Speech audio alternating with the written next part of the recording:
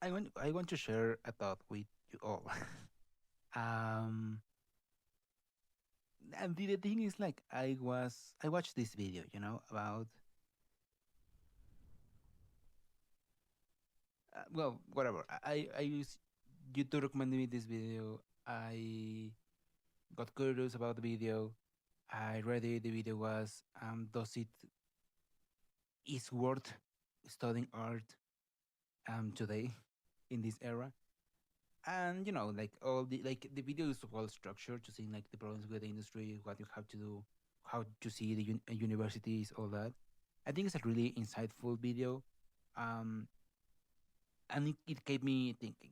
I wrote a comment there, and I want to share that thought with you all, because honestly we're living in really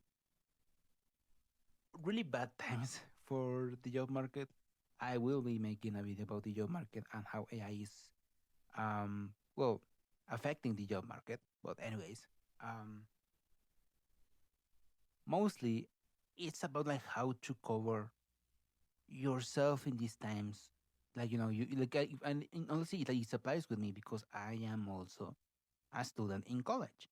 So yeah, it's the same struggle, and I think the biggest struggle, this struggle is universal for your audience.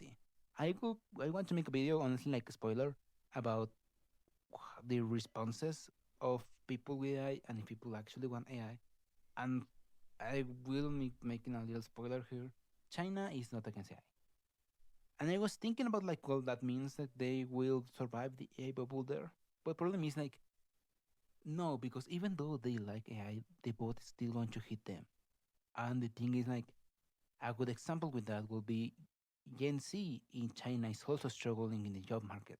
The biggest difference is, China is trying to fix that problem because they know that is going to be something that's going to blow in their faces. But other countries like the United States or in some levels here in Mexico, it's nothing something that it's not covered well here. So this like, the thing like that thought I I wrote in that video and sharing in here. Another thing, he says, and I think like the thing about working with art. First of all, like I have a lot of respects with people that make arts, movies, whatever. But the thing about that is, it's generally like a regular job. It's regularly like a regular job. The big and For example, something he says is there is like, it's not like, oh, you're going to go to college and you're going immediately going to be an expert in drawing or whatever. No. Uh, he said like the university is just like gives you a set of tools they think you need, so you can be prepared for what the job market tells you need. And honestly, like, I think that's the best way to approach the university. And like I said, this applies with all types of career. Going to any university um doesn't mean that you're going to become an expert in that thing just because you made the action of going to the university. No, the university is going to give you tools of whatever type of things you use in the university. Um, it's about you, if you use it, how you use it, and how you are going to invest into these tools these universities are giving you. For example, like like yesterday, I saw this sketch in YouTube about, and it's like the same joke of how strict high school is compared to university, like how university is more chill, like you can not go to university to classes and be all right, like you cannot really care about your grades and be all right. But the thing about that is, the yeah, because the biggest difference is the university will tell you, hey, this is up to you. Like, we are not going to go around you to tell you improve your grades. We are not going to go around you and tell you, hey, study, hey, go to all your classes. No, that depends all of you. And honestly, is the effort of yourself. Like in my case, yeah, going to my university is an effort, and honestly, fail like not failing but missing classes. is wasting money on like throwing money into a class I'm not going, you know? So yeah, that falls more into your how you value your time, how you value the investment called university, and how you apply these tools. A good example, like honestly, like I'm not going to tell what university I'm going, but something I like from university from others, like for example, like I don't want to share to tell what career I am studying because I don't really want to share too much about my real personal life on the internet. But when I was looking for university, I wanted to go into something really specific. So I found this college that was an expert on that specific thing. So I was thinking, yeah, if I go there, I will be a master into that specific thing. But the problem, but yeah, I found the university that I am right now, and I see, well, um, yeah, probably I will not be a master in that specific thing. Like many things, I will have to do on my own or study somewhere else on the internet on my free time. But um, the thing is, like, I will have more tools in here that I will have over there. I'm thinking, like, in my head, how I personally approach college is like I there's like a still debate I have, and I tell my people in the comment sections, in real life, with my friends, with my professors, of how I am approaching this. And honestly, like some things like I don't really like how I approach it, the things that I gets me and like nervous in the part of how I approach it. Sorry if I am saying going in circles. Sorry. Um, in my case, I see all these like a Swiss knife, a tool that can do a bunch of stuff, you know. The say of like you are good of everything, but not master of none. And personally, I like that because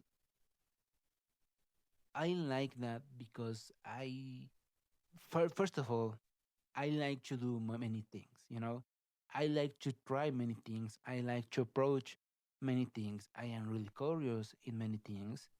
Like, for example, because I am uncovering the AI bubble, I have to learn stuff about computers, about how businesses work. And, and now in college, for example, I think um, I want to learn things that can complement the thing I want to really do, you know? I think that's the keeper. Like I want, like yeah, I am studying the thing I want to do, but also I want to learn other stuff that is going to complement the things I want to do. Like example would be if you're a lawyer, why would you study bakery? Like in a professional thing, like if you want to be a baker in your free time, that's great, or for your hobby, that's great. But if your main job, your main profession is a lawyer, why would you learn bakery for your job? That's not never going to bring up that. But for example, um if you study I don't know, um let's say for example you are studying I don't know, movie production, let's say, it would make sense to also study marketing. Why? Because now you can know how to sell your product. Or for example, like um I don't know, like businesses and then also marketing, because like it's the same principle, because marketing is to sell stuff and business is like, well, how do I make a business to sell a product or service? So it makes sense, in my head it makes sense.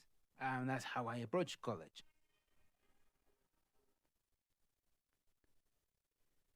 And that's how I approach college. Like, yeah, I am learning this main thing I want to do. I am keeping up with stuff and whatever. But I also want to learn other stuff that will complement my education. So when I finally go and find a job, I say, oh, I not only do one thing, I do all these other bunches of things. You know. And the other part of that is, and for example, like right now, it's like, thank God I didn't go to the first college because, AI. And let's say the bubble never happens and AI wins. Well, being that good in one specific thing will be harder because of clunkers. And the other thing is, for example, like now I have more space to room to grow in different areas than if I will, and if I only study that one thing, and let's say clunkers win, well, that space no longer exists. I don't think that's going to happen, but anyways, and keep going. The other thing, I think that that's the problem with the job market, and something that I have to have in mind is your profile. These companies and the job market is telling you two different things at the same time. From one side, they're telling you, we want experts. We want experts in this specific thing. We want you to be the number one in this specific thing. Um, but at the same time, you go, like for example, in the college, the director of Liga Mexico came and he literally said that of, you have to be experts. And it's true, that more jobs are becoming more specialized. So they want more specialized people that can do this one specific thing. And with clunkers, well, to well, this person to know all this stuff so he can use clunkers the best. Um, but at the same time, you see the job applications, you see LinkedIn, you see the jobs they are actually asking you to do, and you say, well, you wait, chat, wait. And here you are asking me not to only be special and a specialist in this specific thing, but also know these other things about my career, and also know other stuff from other careers. It doesn't make sense. Like for like I follow this doctor on YouTube, and he was speaking like how he sometimes has to fight in the phone to ask for medication or for organs or whatever. And that part is like, hey, I am a doctor. Why I am talking about laws and legislations in the phone while my patients is missing the thing they need? That's the problem. That's the problem. In an ideal world, yeah, the doctor should specialize to be the best doctor it could be. The lawyer could specialize in only to be the best lawyer it could be, all that stuff. But that's how the job market is asking you to do, is asking you to be. And that's the paradox that honestly is sooner or later is going to blow in all of their faces. But that's not a story for another day. The other thing he's in the video is the idea of constant growth. That, oh well, artist has to constantly grow, constantly study. Like, you are not going to be an expert out of college, and you will have to constantly look for courses, constantly study fundamentals. And honestly, I like I said, I don't think that's an only artist thing. I think that's an everyone's thing. In the case, not only because how industries are evolving, but also in the part of it's nature. If you are, in theory, you are studying something because you want that to be the rest of your life. Because, like, sadly, or whatever you want to look at it, what you do is who you are. That's why when you meet someone, they tell you what you do. I am a student. Oh, I am a doctor. I am an engineer. And that thing tells you what you do. That tells you what type of life are you going to have. So yeah, having a job is a really important part. Oh, and especially what you study is a really important part of your life. So it's a really important part of who you are and the style of life you want to have. And I think that if you are an engineer, by doing a lot of engineering, you will naturally become better in that. And then you have things like, for example, YouTube or social media that is special. Like, I don't say specialized, but personalized in the things you like. And from there you are in touch of what is happening in your industry, what's happening all around the world with all the people that do the same thing you do, and all the other elements or of techniques you are doing. I think it's not natural, and say like you don't improve because of your necessity. You improve because you like to do the thing you do. That's something I'm going to cover in a little bit. An idea of study what gives you money, not study what you like. Do what you like as a hobby, but study what is going to give you money. I'm going to cover that in talk about that in a second, but yeah, the thing is like, well, at least that's how I see it. Maybe I'm thinking in a little romanticized way, but anyways. And the other part I cover in I want to say about that is, well, the elephant in the room, AI, clankers, the bubble, whatever. Something I have, like the ethics and the more like the rules of the thing I want to make. In my head, I want to make these videos to have in mind, like, well, maybe someone will. Are last year personally, I was really nervous, and I want to be like as open as I can. Last year, I was really nervous, like really anxious because I see these technologies, AI, whatever, something that I personally think these clunkers, these chatbots, are a net negative to the world. Honestly, um, and I was really nervous. Like straight up, there were nights I couldn't sleep.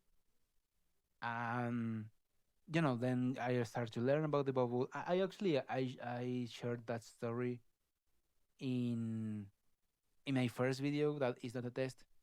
I learned about the bubble, and now I like realize like, well, I have to follow this story, and I made these videos to share the things I have learned to the internet. Hopefully to someone to see.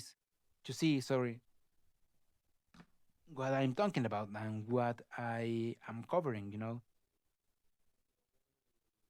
But I'm sorry. But the thing is, um, and part of the ethics I want to bring is the idea of I don't want to overblow the bubble. You know, like I personally do think image and video generators are at risk of no longer existing. But to be realistic, or meaning, or at least not to share a reality that we are not here right now, it's maybe yes, maybe no. Right now, in the present, no, they are still existing. They are still wasting billions of dollars, trillions of dollars on trying to make them better. But sorry, um, so I want you all to you all to have that in mind. I really wouldn't say, hey, um, study a career, study a career because um, study a career thinking, oh, the bubble will happen soon. No, because we don't know when the bubble is going to happen. Wait a second.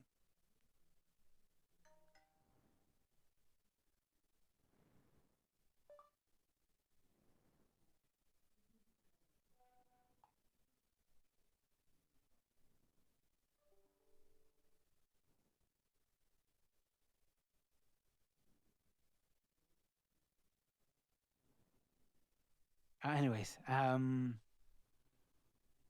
yeah, I don't want to I don't want to sell false hope because in reality we don't know what's going to happen. No one knows what's going to happen. Even these billionaires doesn't know what's going to happen. I at least try to give an educated guess by educating myself and hopefully educating people that follow in my videos. But we don't know what's going to happen.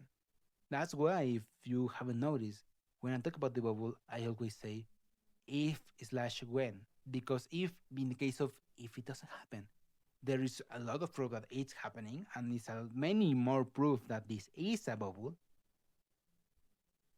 But I don't want to sell that false idea.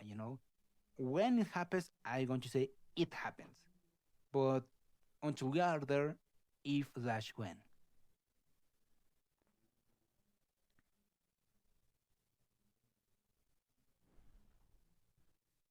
Anyways, returning into all that is, yeah, me. I will say personally, if you are going to college right now for any type of career, number one, inform yourself. For example, if you are going to study art,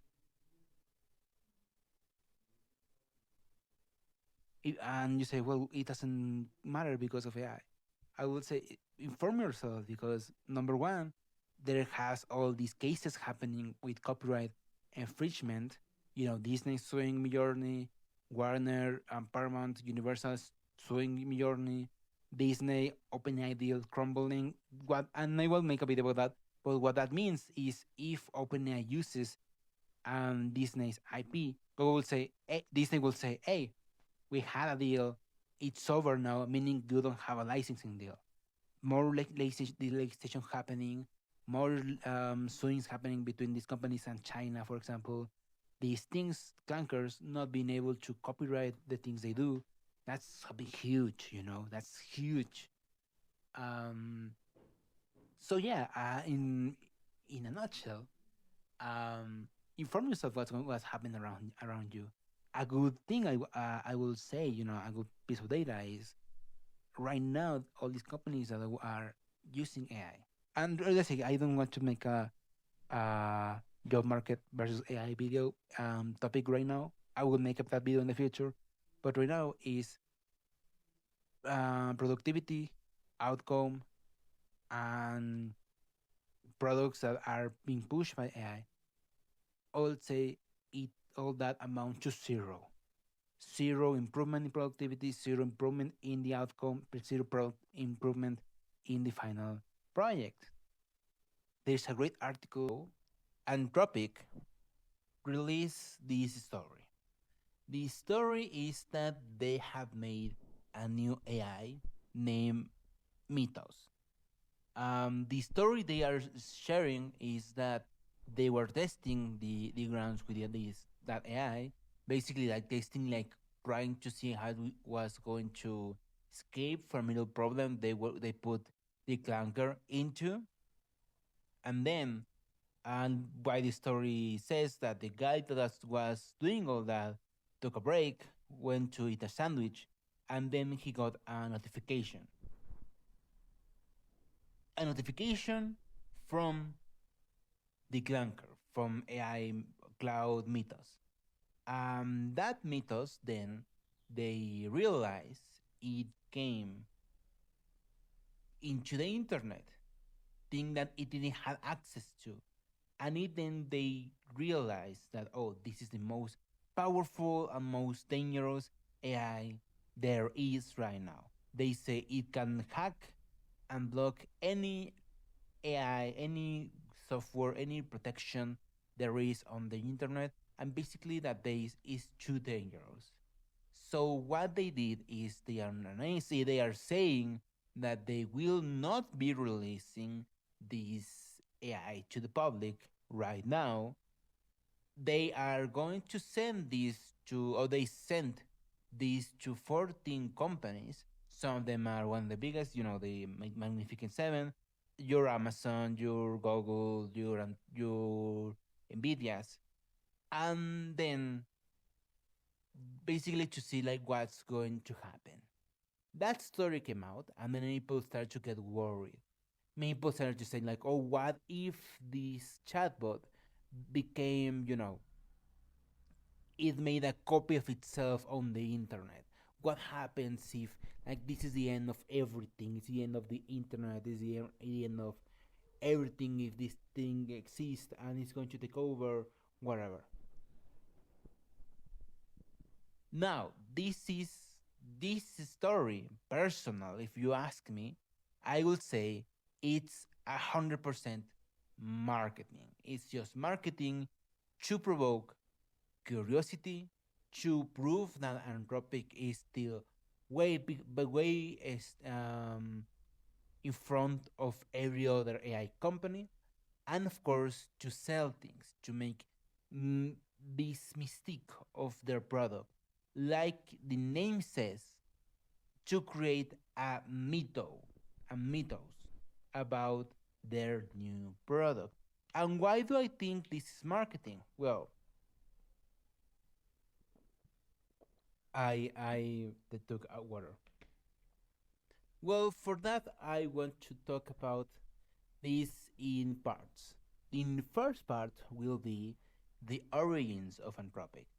Let me set you the scene really fast.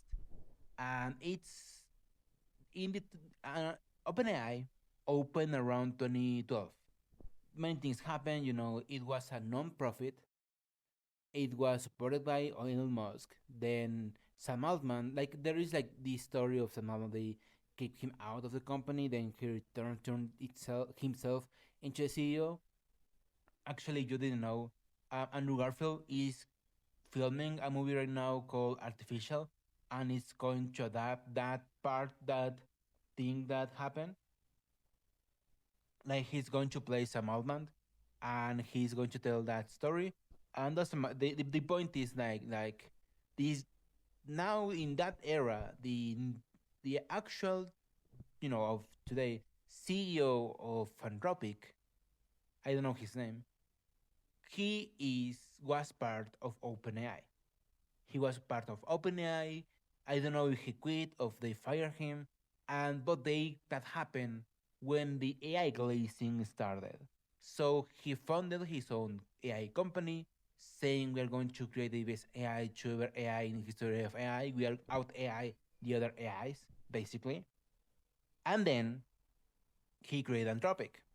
Now the thing both the difference between Anthropic like how they say their business model from OpenAI is that, and in the case of OpenAI we're going to cover that more deeply in the future, but right now OpenAI it's basically dancing. It's if they stop dancing they will die, and they straight up. So they are making a lot of projects, and many of them are failing. One of them is Sora. We are going to talk about Sora in the future, by the way. Um, then like for example, they have like they are want to make like their own glasses. They're going to make like their version of Alexa for ChatGPT. They have like many other projects that are throwing money into. But Anthropic, in the other hand, they know they cannot compete with the public in the part of they cannot compete because ChatGPT is right now the most used clunker chatbot in the case of this AI glazing. If I don't misremember, they have like 800 million active users. In the scale, Gemini has like six, no, like 500, 600 million users, active users. If you ask me, I think those users from Google are inflated because they are also counting things like the AI overview and the AI mode in their, when you open your browser. But that's not the topic of today. So they know they cannot compete against OpenAI. So what they are choosing to do instead is to go corporate, to go private, to go to companies and say, hey, you want to use this chatbot, this AI in your company? Well, instead of using OpenAI, what our ChatGPT, we are going to give you a deal. We are going to secure the data and the things you are going to use, the private and delicate information you are going to use for you know for for in your company with this deal, and we are going to have like a personalized chatbot for your company. That's their deal. A good example is the multi-million. dollar deal they make with Dell. Oh, I wait. Let me see if I because I like it's like a company I honestly didn't knew before this. Let me tell you the story because that thing of that company I think is a funny story.